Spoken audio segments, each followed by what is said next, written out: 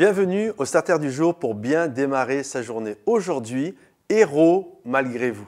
La Bible nous parle un jour d'un jeune homme qui s'appelle Gédéon. Et Gédéon était un jeune homme qui se sentait le plus petit de sa famille et sa famille venait de la plus petite des tribus. Donc vous imaginez un peu l'état d'esprit de Gédéon. Il se sentait le plus petit de sa famille, qui se sentait la plus petite de sa tribu et sa tribu la plus petite des tribus. Donc il y avait vraiment cet état d'esprit compliqué. Et puis alors qu'il est environné d'ennemis, les Madianites, qui veulent toujours piller ce que le peuple d'Israël a. Il veut protéger ce qu'il a et il a tellement peur de son ennemi que la Bible nous dit qu'il va battre le froment. Normalement, ça se faisait en plein air. Avec le vent, ça faisait partir les enveloppes et puis ça permettait de trier le grain. Et là, en fait, il a tellement peur des Madianites que la Bible nous dit qu'il fait ça dans un pressoir. En d'autres termes, il est caché et il galère dans son travail.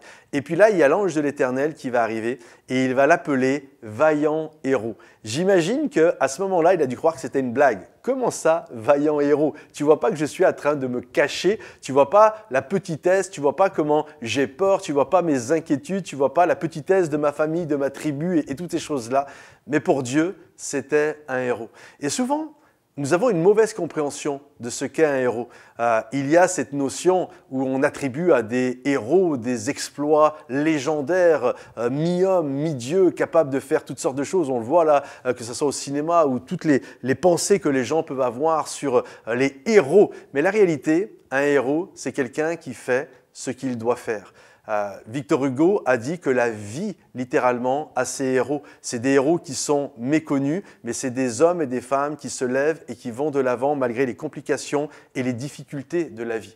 Pour moi, un héros, c'est un père qui tous les jours se lève pour prendre soin de sa famille, qui peut-être fait un travail dans une période de sa vie qu'il n'aime pas, mais il fait ce qu'il doit faire pour s'occuper de sa famille. C'est une maman qui va protéger ses enfants, qui va littéralement tout donner, qui va les aimer de manière extraordinaire. C'est un jeune homme, une jeune fille, c'est un ado qui est dans une école et puis là, il y a toutes sortes de choses qui tournent autour de lui, peut-être de la drogue, peut-être des choses immorales et toutes sortes de choses, mais il prend position pour Jésus. C'est ça un héros. Un héros, ce n'est pas quelqu'un qui a fait des choses prodigieuses. Ça, c'est mythologique, ça, c'est à Hollywood. La réalité, un héros, c'est quelqu'un qui fait ce qu'il est appelé à faire.